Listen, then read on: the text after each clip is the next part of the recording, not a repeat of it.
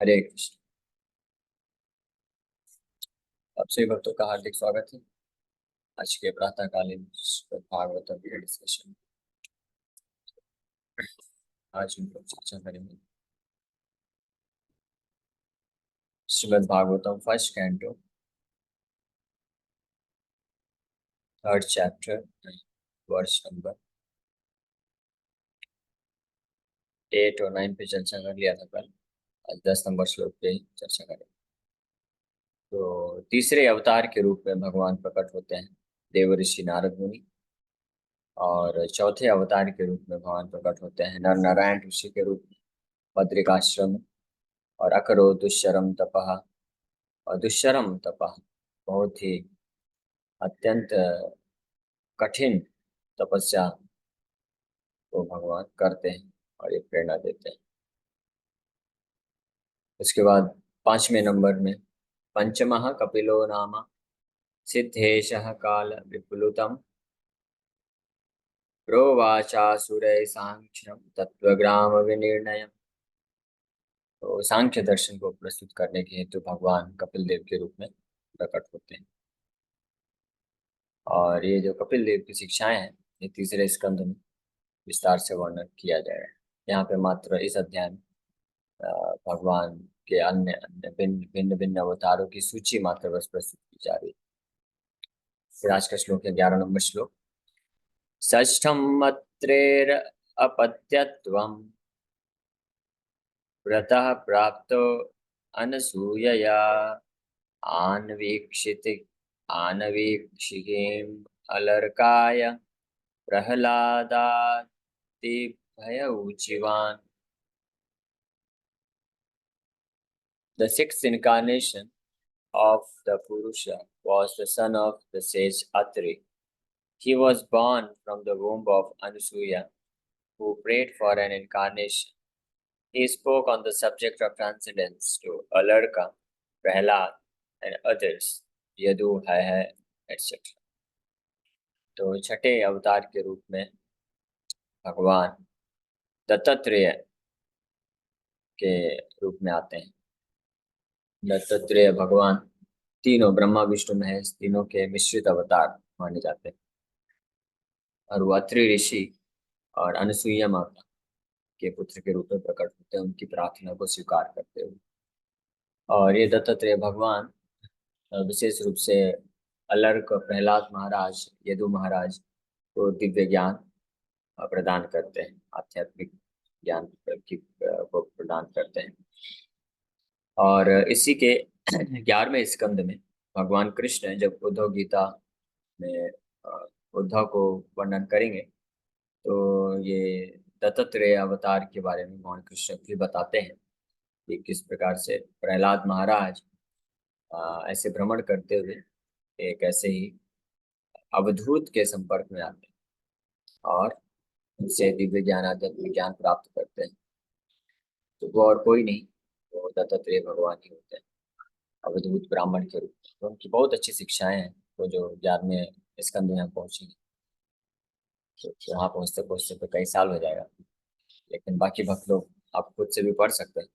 11वें स्कंद में उद्धव गीता में प्रहलाद महाराज को अवधूत ब्राह्मण जो इंस्ट्रक्शन देते हैं, शिक्षाएं देते हैं, बहुत सुंदर शिक्षाएं, तो वो दत्तात्रेय भगवान ही थे। तो षष्ठम मतलब छठवें अवतार के रूप में प्रकट होते हैं। षष्ठम अत्रे अपत्यत्व वृतः प्राप्तो अनसूयया आन्वीक्षिकीम मतलब on the subject of transcendence, अध्यात्म के विषय में उन्होंने ज्ञान प्रस्तुत किया। अलर्काय प्रहलादाद्य ऊचिवा। तो पिछले अवतार जो हुए कपिल देव, तो कपिल देव भी दिव्य ज्ञान प्रदान करते हैं, लेकिन तरीके अलग अलग। सब्जेक्ट मैटर जो है वो सेम है, वो है ट्रांसेंडेंस या अध्यात्म या परम सत्य के बारे में ही बताना है, लेकिन अलग भिन्न भिन्न प्रकार के लोगों का रुझान अलग अलग होता है। तो कपिल देव ने जो दिव्य ज्ञान दिया वो सांख्य दर्शन के माध्यम से दिया। सांख्य मतलब भौतिक तत्वों का निरूपण करते हुए, वैज्ञानिक तरीके से भौतिक तत्वों का निरूपण करते हुए उन्होंने वो दिव्य ज्ञान प्रदान किया। और दत्तात्रेय भगवान इन्होंने ज्ञान योग के माध्यम से ये ज्ञान प्रदान करते हैं। न इति न इति ब्रह्म इति, कि ब्रह्म है सब कुछ, हम ब्रह्म हैं और ये जगत ब्रह्म से उत्पन्न हुआ है। तो परम सत्य का इस रूप में व्याख्या करते हुए ज्ञान प्रदान करते हैं। इस भौतिक जगत के जो लक्षण हैं उनको भी प्रस्तुत करते हैं। The Lord incarnated himself as Dattatreya, the son of Rishi Atri and Anasuya. The history of the birth of Dattatreya as an incarnation of the Lord is mentioned in the Brahmanda Purana in connection with the story of the devoted wife. It is said there that Anasuya, the wife of Rishi Atri, prayed before the Lords Brahma, Vishnu and Shiva as follows. My lords, if you are pleased with me, and if you desire me to ask from you some sort of blessings, then I pray that you combine together to become my son. This was accepted by the lords, and as Dattatreya, the Lord expounded the philosophy of the spirit soul and especially instructed Alarka, Prahlad, Yadu, Hai, etc. तो ब्रह्मांड पुराण में विस्तार से दत्तात्रेय भगवान का अवतरण का कथा आता है। इसमें माता अनुसुईया ब्रह्मा, विष्णु और भगवान शिव तीनों से ही प्रार्थना करते हैं कि आप अगर मुझे कुछ आशीर्वाद देना चाहते हैं तो आप तीनों मिल करके मेरे पुत्र के रूप में प्रकट होइए। तो भगवान उनकी इच्छा की पूर्ति के हेतु तीनों दत्तात्रेय के रूप में प्रकट हो जाते हैं। वो षष्ठम अवतार होता है और उन्होंने जो अध्यात्म के दर्शन को प्रेजेंट। उसके बाद अगला श्लोक, ततः सप्तम आकुत्याम रुचेर्यज्ञो अभ्यजायता सा यामाद्य सुरगणैर अपात स्वयंभुवांतरम। The seventh incarnation was Yajna, the son of Prajapati Ruchi and his wife Akulti. He controlled the period during the change of the Swayambhuva Manu and was assisted by demigods such as his son Yama.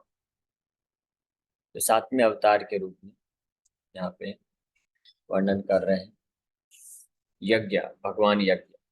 भगवान विष्णु को यज्ञ के नाम से जाना जाता है और एक विशेष अवतार लेकर के आए यज्ञ के रूप। तो वो जब पहला जो मनवंतर है स्वयंभुवा मनु, तो स्वयंभुवा मनु में जब परिवर्तन आ रहा था मनवंतर में, उस वक्त एडमिनिस्ट्रेशन को संभालने के लिए, सृष्टि के को मैनेज करने के लिए भगवान यज्ञ के रूप में प्रकट होते हैं और देवी देवताओं के सहायता से सृष्टि को संभालते हैं। तो ये सातवें अवतार के रूप में वर्णन करते हैं।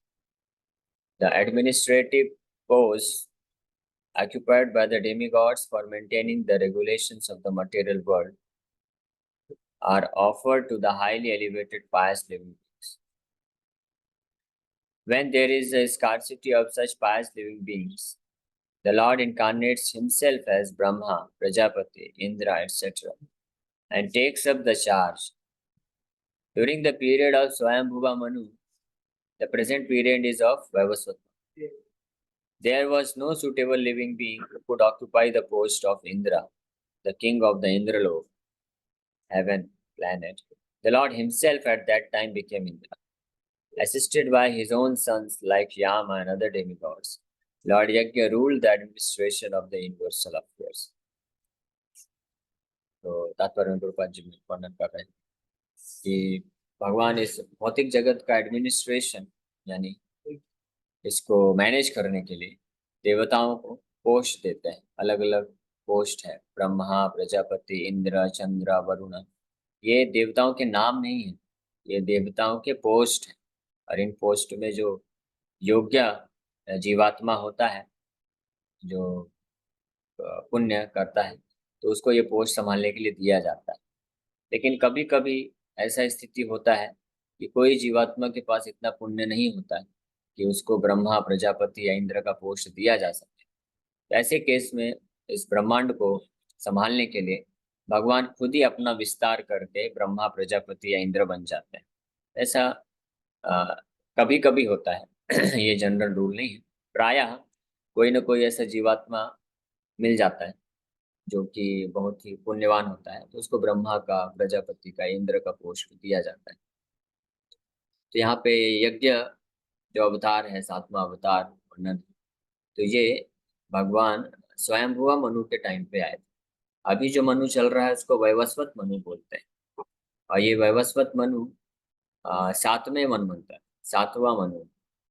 और स्वयंभुवा मनु पहले मनु थे। ब्रह्मा जी के दिन की जब शुरुआत होती है तो स्वयंभुवा मनु पहले मनवंतर होते हैं, मनु होते हैं। स्वयंभुवा का मतलब ही है जो आ, स्वयंभू। ब्रह्मा जी का नाम स्वयंभू है। स्वयंभू मतलब जो अपने आप किसी भौतिक माता पिता से जन्म नहीं होता है, वो भगवान के नाभि से जन्म लेते हैं, इसलिए उसका नाम, उनका नाम हो जाता है स्वयंभू।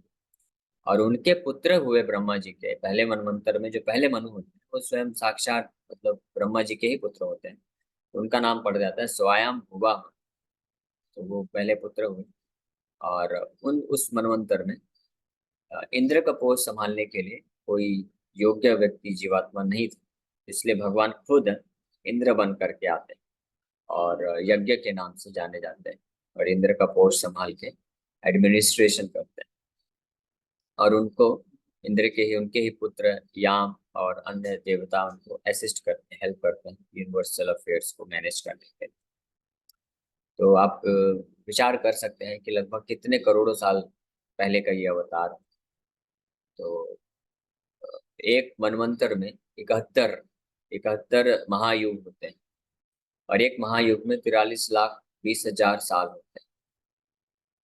तो ऐसे 71 से आप मल्टीप्लाई करेंगे और उसके पश्चात फिर पहला मनवंतर का ये बात है। और अभी सातवां मनवंतर चल रहा है। सातवें मनवंतर का 28वां साइकिल। तो 6 मनवंतर और 28 महायुग निकल चुके हैं। तो 6 इंटू 71 इंटू 43,20,000 ईयर्स, ये करने से तो लगभग 4,32 करोड़ वर्षों का ब्रह्मा जी का एक दिन होता है, जिसमें 14 मनवंतर होते हैं। तो ये लगभग आधे मनवंतर के थोड़ा पहले की घटना है। तो 4,32,000 का अगर आधा करेंगे तो 216 करोड़ साल होता है। तो लगभग मान लीजिए 200 करोड़ साल पहले जो है ये अवतार यज्ञ के रूप में प्रकट हुआ। इसलिए यहाँ पे विशेष रूप से ध्यान देने वाली बात है कि यहाँ पे जो अवतारों का वर्णन किया जा रहा है तो ये क्रोनोलॉजिकल ऑर्डर में नहीं किया जा रहा है। क्रोनोलॉजिकल ऑर्डर मतलब कि 10 लाख साल पहले ये अवतार, फिर 9 लाख साल पहले, फिर 5 लाख साल पहले, फिर 10,000 साल पहले, फिर 5,000 साल पहले, इस तरह से वर्णन नहीं। जैसे भगवान रामचंद्र का अवतार अभी आगे आएगा, लेकिन भगवान रामचंद्र तो बहुत अभी अभी आए थे, रिसेंटली, मतलब 20 लाख साल पहले आए थे। लेकिन यहाँ पे सातवें अवतार के रूप में यज्ञ को वर्णन किया जा रहा है। तो और ये वो 200 करोड़ साल पहले आए थे लगभग। यहाँ पे क्रोनोलॉजिकली नहीं दिया जा रहा है। और भगवान के अवतार असंख्य हैं, लेकिन सूत गोस्वामी कुछ विशेष अवतारों का और अलग अलग कैटेगरी के अवतारों को यहाँ पे जस्ट लिस्ट दे रहे हैं, सूची दे रहे हैं हमारे इंफॉर्मेशन के लिए कि किस किस प्रकार के अवतार भगवान ले सकते हैं, कैसे कैसे विशेष अवतार लेते हैं। अन्यथा भगवान के अवतार तो असंख्य। तो यहाँ पे एक विशेष अवतार हुआ ये 200 करोड़ साल पहले, जो कि इंद्र के रूप में, इंद्र, भगवान स्वयं इंद्र बन के आए। तो इससे ये अंदाजा लगाया जा सकता है कि हर बार भगवान इंद्र नहीं बनते हैं, किसी रेयर विशेष परिस्थिति में। यानी ये 6.5 मनवंतर पूर्व की घटना है। लगभग 200 करोड़ साल पहले ऐसी स्थिति हो गई थी कि कोई पुण्यवान जीवात्मा नहीं था जिसको इंद्र का पोस्ट दिया जा सके, इसलिए भगवान को स्वयं इंद्र बना। इसलिए ये विशेष अवतार यज्ञ के रूप में यहाँ पे वर्णन किया जा रहा है। फिर नेक्स्ट इंcarnation। अष्टमे मेरुदेव्यां तु नाभिर्जात उरुक्रमः दर्शयन् वर्तमधीराणां सर्वाश्रम नमस्कृतम्।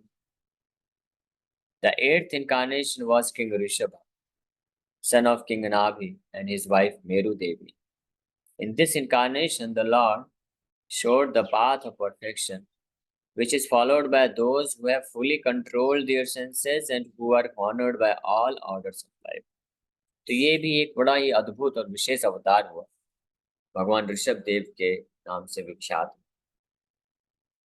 तो ऋषभ देव किंग नाभि, नाभि महाराज और उनकी पत्नी मेरु देवी से प्रकट हुए।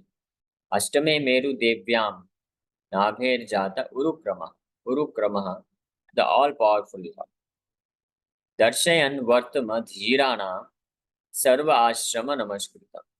तो ये जो विशेष अवतार है, बाकी प्राय जो अवतार होते हैं तो वो शिक्षा देते हैं इन जनरल, सामान्य लोगों के लिए भी शिक्षा प्रदान करते हैं। उनको सामान्य लोग भी पालन जिनकी शिक्षाओं को कर सकते हैं, जिनके आचरण को कर सकते हैं, जैसे भगवान रामचंद्र का अवतार है, तो सामान्य लोग भी उनके आचरण का पालन कर सकते हैं, इसलिए वो आदर्श के रूप में जाने जाते हैं, मानव समाज के आदर्श के रूप में। लेकिन कुछ अवतार हैं भगवान के जो जिनके आचरण को पालन हर किसी के लिए नहीं होता है, वो किसी एक विशेष प्रकार के लोगों के द्वारा पालन करने के लिए भगवान वो अवतार लेते हैं। इसी प्रकार से ये अवतार जो हुआ था ऋषभ देव जी का, तो ये इन जनरल यानी सामान्य रूप से हर किसी के द्वारा उनके आचरण को पालन करने के लिए नहीं हुआ है। यहाँ पे स्पष्ट रूप में लिखा है कि दर्शयन वर्तम धीराना सर्व आश्रम नमस्कृतम। उन्होंने दर्शयन वर्तम मतलब पाथ, उन्होंने रास्ता दिखलाया ऐसे लोगों के लिए, धीराणा मतलब जो समस्त प्रकार के भोग वासनाओं से मुक्त है, यानी मुक्त पुरुष है, जो कि भौतिक चेतना से परे हो चुके हैं। और उनके लक्षण क्या होते हैं? सर्व आश्रम नमस्कृतम, सारे आश्रम यानी ब्रह्मचारी, गृहस्थ, वानप्रस्थ और संन्यास, ये चारों के द्वारा जो पूजित होते हैं, यानी ये चारों के ऊपर हो चुके हैं। ब्रह्मचारी के ऊपर गृहस्थ होता है, गृहस्थ के ऊपर वानप्रस्थ होता है, वानप्रस्थ के ऊपर संन्यास आश्रम होता है, और वास्तव में जो संन्यास लेता है वो ब्राह्मण होता है। तो पहले जो ब्राह्मण के रूप में अपने आप को क्वालिफाई योग्य करता है तो वो सन्यासी बन सकता है। ब्राह्मण जो होते हैं चारों वर्णों का श्रेष्ठ होता है और चारों वर्णों का गुरु कहलाता है, ब्राह्मण, क्षत्रिय, वैश्य, शूद्र, ब्राह्मण। तो ब्राह्मण इसमें श्रेष्ठ है। और फिर जो सन्यासी होता है वो ब्राह्मणों का भी गुरु होता है, यानी जो परफेक्ट ब्राह्मण होता है वो सन्यास ले सकता है, सन्यासी बन सकता है। और ऐसा जो सन्यासी जो हाईएस्ट परफेक्शन हासिल करता है, यानी जब सन्यासी पूर्ण सिद्धि की अवस्था में जाता है तो उसको परमहंस बोला जाता है। और ऐसे परमहंस लोगों के लिए भगवान ऋषभ देव ने आचरण कुछ सिखाया, जिसको वो परमहंस लोग उस आचरण को करके और सर्वश्रेष्ठ सिद्धि वैकुंठ लोकों की प्राप्ति कर सके। इसके हेतु उन्होंने ये तरीके से उनको ये आचरण सिखाया। इसका मतलब है कि जो सामान्य लोग हैं, ब्राह्मण, क्षत्रिय, वैश्य, शूद्र, ब्रह्मचारी, गृहस्थ, वानप्रस्थ और सन्यासी, ये चारों वर्ण, चारों आश्रम के लोग ऋषभ देव के आचरण को पालन नहीं कर सकते। अगर वो अयोग्य रूप में अगर उनके आचरण का पालन करने का प्रयास करेंगे तो वो नकल कहलाएगा और उससे उनका जो है आध्यात्मिक जीवन में पतन हो जाएगा, तो भ्रष्ट हो जाएंगे पथ से। इसलिए बड़ी विशेष बात है कि कौन से अवतार हमारे लिए हैं, किन अवतारों की किन आचरणों का हमको पालन करना है, ये महत्वपूर्ण। हालांकि शिक्षाएं जो उन्होंने दिया, शिक्षा हम पालन कर सकते हैं। किसी प्रामाणिक आचार्यों के माध्यम से हम किसी भी भगवान के अवतार की जो शिक्षाएं होती हैं, उनके जो उपदेश होते हैं, वो हम देश काल परिस्थिति के अनुसार प्रामाणिक आचार्य से वर्णन प्राप्त करके हम व्यवहारिक रूप से अमल में ला सकते हैं। जैसे कि पांचवें स्कंद के 5वें अध्याय में भगवान ऋषभ देव की शिक्षाएं दी गई। अपने 100 पुत्रों को वो शिक्षा देते हैं, जिसमें से 100 पुत्र में से 9 तो सन्यासी हो जाते हैं, उसमें से लगभग 10 या 11 ब्राह्मण हो जाते हैं और कुछ क्षत्रिय, ज्यादातर क्षत्रिय यानी रूल करते हैं, राज्य को संभालते हैं। उसमें सन्यासी, गृहस्थ और क्षत्रिय, तो इसके हिसाब से ऋषभ देव भगवान ने उनको शिक्षाएं दिया, जो कि हमारे लिए भी इक्वली एप्लीकेबल है। हम भी उस शिक्षा का पालन कर सकते हैं। तपो दिव्यम यहाँ से चालू होता है ना। तपो दिव्यम पुत्र का ये न शुद्धेत सत्वम यस्मात् ब्रह्म सौख्यम त्वनंतम। इस पे ये बहुत फेमस वर्स है। 5 पेज का हम लोग जब पहुंचेंगे तो ऋषभ देव भगवान की शिक्षाओं का विस्तार से चर्चा किया जाएगा। तो कहने का मतलब है शिक्षा तो पालन किया जा सकता है, लेकिन जो आचरण ऋषभ देव भगवान ने करके दिखाया वो हर कोई नहीं कर सकता है। और वो अगले अध्याय में फिर ऋषभ देव भगवान किस प्रकार से आचरण करते हैं वो वर्णन है कि कैसे वो जंगलों में पूरी तरह से अवधूत है, अवधूत वेश धारण करके। अवधूत मतलब दिगंबर, कोई कपड़े नहीं पहनना, और केवल जो है पूर्ण रूप से भगवान पे निर्भर होकर के जीवन यापन करना। और कहीं भी वो जाते थे और जंगलों में रहते थे, और लोग कई बार उनको गाली देते थे, कोई प्रशंसा करता था, कोई गाली देता था, कोई उनके ऊपर थूक देता था, कोई टॉयलेट भी कर देता था, वो कोई फर्क नहीं पड़ता था। तो ऐसी परमहंस स्टेज को उन्होंने आचरण करके दिखाया। और भी पूरा वर्णन है उस अध्याय में, कैसे कैसे उनके क्या क्या कार्यकलाप।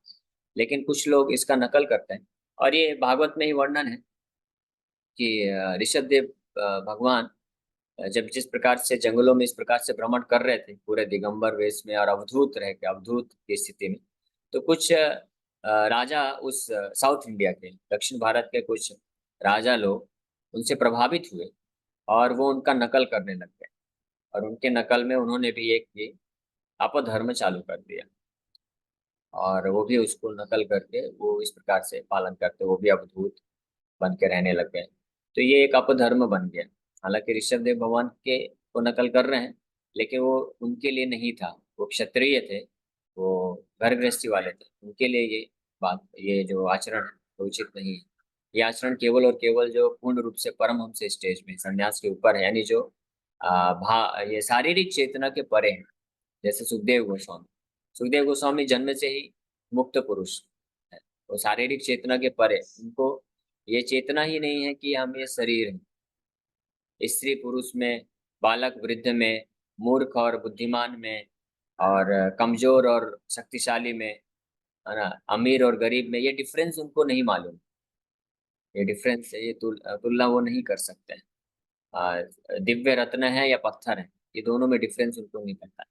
ऐसा नहीं कि अज्ञानी है, डिफरेंस नहीं पता मतलब कि वो डिस्क्रिमिनेट नहीं कर सकते, तुलना अलग अलग नहीं कर सकते। जैसे अभी हम लोग हैं, तो हम लोग अभी हमारे को सोना दिया जाए तो हम उसको समझेंगे हाँ ये बहुत अच्छा चीज है, और पत्थर दे तो हम उसको गलत दूसरा समझेंगे। दोनों हमारे लिए, दोनों में डिफरेंस है, लेकिन उनके लिए कोई डिफरेंस नहीं, उसको परमहंस स्टेज कहलाता है। तो ऐसे ही जो व्यक्ति है वो योग्य होते हैं ऋषभ देव के लिए आचरण को नकल करने के लिए, और उनके लिए ही ऋषभ देव भगवान ने ये दिया। कलयुग में ये पूर्ण रूप से इनवैलिड है। कलयुग में कोई भी व्यक्ति इस स्टेज में नहीं पहुंच सकता है, और इसलिए ऋषभ देव के जो आचरण है कलयुग में उसको पालन नहीं किया जा सकता है। उनकी जो शिक्षाएं हैं, उन्होंने जो इंस्ट्रक्शंस दिए, उपदेश दिए अवधूत बनने के पहले अपने 100 पुत्रों को, तो उसका हम पालन कर सकते हैं, उसको हम समझ सकते हैं। इसलिए भागवत में उनकी शिक्षाओं का वर्णन किया जाएगा। और प्रभुपाद जी बहुत अच्छे ढंग से उसके उनकी शिक्षाओं को एक्सप्लेन करते हैं। The society of human beings is naturally divided into 8 by orders and statuses of life, the 4 divisions of occupation, and 4 divisions of cultural advance, and one or ashram. The intelligent class, the administrative class, the productive class, and the laborer class are the 4 divisions of occupation. 1. Brahman, Kshatriya, Vaishya, Shudra. And the student life, the householder's life, the retired life, and the renounced life are the 4 statuses of cultural advancement towards the path of spiritual realization. तो यह है आश्रम, ब्रह्मचारी, गृहस्थ, वानप्रस्थ, संन्यास. Out of these, the renounced order of life, or the order of sannyasa, is considered the highest of all. And a sannyasi is constitutionally the spiritual master for all the orders and divisions. In the sannyas order, also, there are 4 stages of upliftment toward perfection. These stages are called Kotichaka, Bahudaka, Parivarajka, Charya, and Paramhamsa. ये already मैंने वर्णन किया कि सन्यासी सर्वश्रेष्ठ होते हैं, और सन्यासी भी 4 स्तर के होते हैं। सबसे जो निम्न स्तर के सन्यासी होते हैं उनको कूटीचक बोला जाता है। उसके ऊपर जो उन्नति करता है वो बहुदक सन्यासी कहलाता है, और थर्ड कैटेगरी में जो सन्यासी होते हैं उनको परिवराजकाचार्य कहा जाता है। और हमारे इस्कॉन में ये परिवराजकाचार्य सन्यास दिया जाता है। परिवराजकाचार्य सन्यासी वो सन्यासी होते हैं जो प्रचार के हेतु पूरे ब्रह्मांड में, पूरे पृथ्वी में भ्रमण करते हैं और प्रचार करते हैं। और उसके पश्चात जो हाईएस्ट स्टेज ऑफ संन्यास है वो परमहंस है। तो हमारे कई वैष्णव सन्यासी परमहंस स्टेज के हुए, लेकिन श्री चैतन्य महाप्रभु के मिशन को प्रचार करने के हेतु उन्होंने सेकंड लेवल पे यानी थर्ड स्टेज पे आकर के परिव्राज का आचार्य को धारण करके उन्होंने प्रचार कार्य किया। इसलिए हम लोग बोलते हैं जय ओम विश्वपाद परमहंस परिव्राज का आचार्य स्तोत्र श्री श्रीमद भक्ति वेदांत स्वामी प्रभुपाद की जय। जय ओम विष्णुपाद परमहंस पर परिव्राज का आचार्य स्तोत्र श्री श्रीमद भक्ति सिद्धांत सरस्वती गोस्वामी महाराज प्रभुपाद ठाकुर। जब प्रेम ध्वनि करते हैं तो हम इस प्रकार से श्रील भक्तिदान सरस्वती ठाकुर श्रील प्रभुपाद जी को एड्रेस करते हैं, क्योंकि हालांकि वो परमहंस हैं। परमहंस मतलब कि जो पूर्ण रूप से साक्षात्कार प्राप्त हैं, कृष्ण साक्षात्कार प्राप्त हैं, लेकिन वो परमहंस के जो परमहंस होते हैं वो प्रचार नहीं कर सकते क्योंकि उनको कोई डिफरेंस नहीं करना होता। इसलिए वो परमहंस स्टेज में होते हुए भी श्री चैतन्य महाप्रभु की मिशन की पूर्ति के लिए एक स्टेप नीचे आते हैं।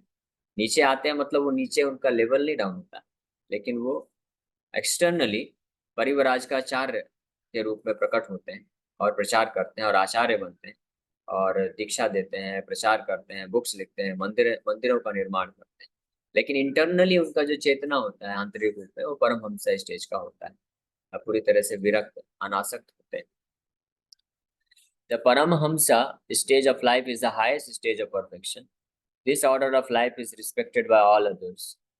Maharaj Rishabh, the son of King Nabhi and Meru Devi, was an incarnation of the Lord, and he instructed his sons to follow the path of perfection by tapasya, which sanctifies one's existence and enables one to attain the stage of spiritual happiness, which is eternal and ever increasing. Every living being is searching after happiness, but no one knows where eternal and unlimited happiness is obtainable. Foolish men seek after material sense pleasure as a substitute for real happiness, but such foolish men forget that temporary so-called happiness derived from sense pleasure is also enjoyed by the dogs and hogs. No animal, bird, or beast is bereft of this sense pleasure. In every species of life, including the human form of life, such happiness is immensely obtainable. The human form of life, however, is not meant for such cheap happiness. The human life is meant for attaining eternal and unlimited happiness by spiritual realization. This spiritual realization is obtained by tapasya or undergoing voluntarily the path of penance and abstinence from material pleasure. Those who have been trained for abstinence in material pleasures are called dhira or men undisturbed by the senses. Only these dhiras can accept the orders of sannyasa, and they can gradually rise to the status of the Paramahansa, which is adored by all members of society. King Rishabh propagated this mission, and at the last stage he became completely aloof from the material bodily needs, which is a rare stage not to be imitated by foolish men, but to be worshipped by all. Prabhupada ji भी तात्पर्य में वही चीज वर्णन कर रहे हैं। ऋषभ देव भगवान ने जो आचरण करके दिखाया तो वो नकल करने के लिए नहीं है, बिल्कुल भी कोई भी जीवात्मा उसको नकल नहीं कर सकता है। वो केवल भगवान का पूजा करने के लिए, वर्शिप कर, उनका हमको केवल आदर सम्मान और पूजा करना चाहिए, लेकिन हमको पालन क्या करना है? तपस्या, जो उन्होंने शिक्षा दिया, तपो दिव्यम पुत्र का ये न शुद्धेत ब्रह्म सौख्यम, कि हे मेरे पुत्रों, अपने पुत्र 100 पुत्रों को नहीं बोल रहे हैं, हम सब भगवान ऋषभ देव के ही पुत्र हैं, तो भगवान है। ममई वामशो जीवलोक के जीव भूता सनातन, भगवान ऋषभ देव हम सबको बोल रहे हैं कि हे मेरे पुत्रों, आप सब दिव्य तपस्या करो, विशेष रूप से मनुष्य लोग, मनुष्य जो जीवन में, क्योंकि ये जो भौतिक सुख है ये जीव जंतुओं जानवरों के पास भी, जो सुख हमको सोने में मिलता है, जो सुख खाने में मिलता है, जो सुख मैथुन सुख से मिलता है, जो सुख अपने आप को डिफेंस करने में मिलता है, आहार निद्रा भय मैथुन, ये जो 4 प्रकार के भौतिक सुख हैं, ये जो है जीव जंतु पशु योनियों में भी है और कोई कोई अंतर नहीं है। हमको जो सुख अच्छे से बेड में सोने को मिलता है वही सुख उतना ही या उससे ज्यादा मात्रा में बल्कि कुत्ते को गली में सोने में मिल जाता है। हमको तो अच्छे से बेड में भी सोते हैं, मच्छरदानी लगा लगा के, फिर भी नींद नहीं आती, स्लीपिंग पिल खाना पड़ता है, दवाई खाना पड़ता है इतना टेंशन है। लेकिन कुत्ता बढ़िया स्ट्रीट में आराम से सोता रहता है, तो उसको अच्छा अच्छा सुख मिल रहा है। खाने के लिए हमको तपस्या करनी पड़ती है, हम अच्छे से खा नहीं सकते, लेकिन जानवर लोग बढ़िया बिंदास खाते हैं, उनको कोई टेंशन। इसी प्रकार से सेक्स लाइफ मनुष्य है कितना कर सकता है, लेकिन ऐसे ऐसे जानवर हैं जो कि बिंदास तरीके से कितना भी कर सकते हैं, कोई सोशल रिस्ट्रिक्शन भी नहीं है और कोई उनको डिजीज भी नहीं होता है। और सिक्योरिटी भी जहाँ तक कंसर्न है, तो जानवरों के लिए वो तो हमने इनसिक्योर कर दिया उनको, otherwise by nature's own arrangement वो लोग सिक्योर है। तो इस प्रकार से ये जो भौतिक सुख है ये जानवरों को भी उपलब्ध है, इसलिए ये बहुत ही cheap material happiness, material happiness को बहुत चीप बोला जाता है, सस्ता है। मनुष्य जीवन ये चीप मटेरियल हैप्पीनेस को प्राप्त करने के लिए नहीं बना है, ये दिव्य अनंत सुख को प्राप्त करने के लिए बना है। और उस वो सुख कैसे प्राप्त हो सकता है, इसके लिए भगवान ऋषभ देव जी प्रकट हुए और उन्होंने शिक्षा दी कि दिव्य तपस्या के द्वारा वो सुख प्राप्त हो सकता है। तो वो हम लोग चर्चा 5वें स्कंद में है, आप लोग पढ़ सकते हैं 5वें स्कंद में ऋषभ देव भगवान की शिक्षाएं हैं, और हम लोग जब पहुंचेंगे तो धीरे धीरे उस पर और चर्चा करें। So thank you very much. आप किसी वक्त कोई प्रश्न तो पूछ सकते हैं। यस कविता होगा। हरे कृष्ण प्रभु जी, पंचांग प्रणाम। प्रभु जी, मेरा क्वेश्चन ये था कि जो आप इसका पहले भी आया है कि जैसे ब्रह्मा जी की एक दिन में 14 मनुओं का सेशन आता है, फिर उसमें से 71 मनवंतर का महायुग, इसको थोड़ा सा एक्सप्लेन कर दिए। महायुग में चारों युगों का आता है, ऐसा हाँ, है कि? महायुग का मतलब होता है चारों युग का टोटल, उसको महायुग बोलते हैं। सतयुग, द्वापर, त्रेता और कलयुग, तो चारों युगों को मिलाकर उसको एक महायुग बोला जाता है। और उसमें 43,20,20,000 साल होते हैं एक महायुग। इस प्रकार से जब 71 महायुग हो जाते हैं तो ब्रह्म एक मनवंतर होता है ब्रह्मा जी का। और ऐसे 14 मनवंतर जब होते हैं तो ब्रह्मा जी का 12 घंटा होता है एक दिन। अच्छा प्रभु जी, और इसमें जो भगवान जी हमारे कृष्ण जी अपने पूरे उसमें अवतार में आते हैं, तो वो 23वें में आते हैं। उसके फिर जो द्वापर युग आता है उसमें आते हैं, ऐसा है प्रभु जी? हाँ, हाँ, यहाँ पे लिस्ट में इस प्रकार से वर्णन है, लेकिन ये क्रोनोलॉजिकल ऑर्डर में ये नहीं सूची दी गई। प्रभु जी, इसका यदि कोई चार्ट हो तो हम लोग को सेंड करिएगा ना, लोगों को थोड़ा सा बताने के लिए। अच्छा, कौन कौन सा अवतार कब कब आया, सर सूची? कैसे ठीक है, क्या? मेरे पास तो जी नहीं। जी। आप ये क्लासेस चल रही हैं तो आप साइमल्टेनियसली साइड बाय साइड वो चार्ट बनाते जाइए, पहले अवतार में ये अवतार आए और उनका ये कार्य था। ओके, ठीक है। हरे कृष्ण। यस योगेश प्रभु। हरे कृष्ण प्रभु जी जैसे आपने वो दत्त दिगंबर अवतार उनके बारे में बोला, तो वो भगवान कृष्ण का ही अवतार है क्या? हाँ, कृष्ण के ये अवतार। ओके, तो जैसे हर अवतार, जैसे नरसिम्हा देव का अवतार लिया था तो वो प्रहलाद जी के वो भक्ति की वजह से लिया, तो ये अवतार का रूप किसकी वजह से आया था प्रभु जी? ये अवतार भगवान ने लिया था ये आध्यात्मिक ज्ञान को देने के लिए, और विशेष रूप से अलर्क, प्रहलाद महाराज और हाय हाय महाराज, यदु महाराज, इनको भगवान ने ये ज्ञान दिया। नहीं नहीं, वो सॉरी, वो दत्तात्रेय भगवान का अवतार। प्रहलाद है यदु महाराज को दिव्य ज्ञान दिया था। ऋषभ देव भगवान प्रकट हुए विशेष रूप से ये दिव्य तपस्या को अनुमोदित करने के लिए। तो दिव्य तपस्या करना चाहिए आध्यात्मिक सुख को प्राप्त करने के लिए, इसको प्रेरित करने के लिए भगवान ऋषभ देव प्रकट हुए। और उन्होंने जो आचरण करके दिखाया वो आदर्श है। वो दिव्य तपस्या जिस लेवल का उन्होंने किया वो कोई भी जीवात्मा नहीं कर सकता है, लेकिन उससे हमको प्रेरणा मिलनी चाहिए। और उन्होंने शिक्षाएं दिया, वो 5वें स्कंद में वर्णन है कि क्यों ऋषभ देव भगवान ने क्या शिक्षाएं दिया, वो हम लोग चर्चा करेंगे। ओके, ओके प्रभु जी, हरे कृष्ण। हरे कृष्ण। अभी समय हो गया है, तो विराम करते हैं।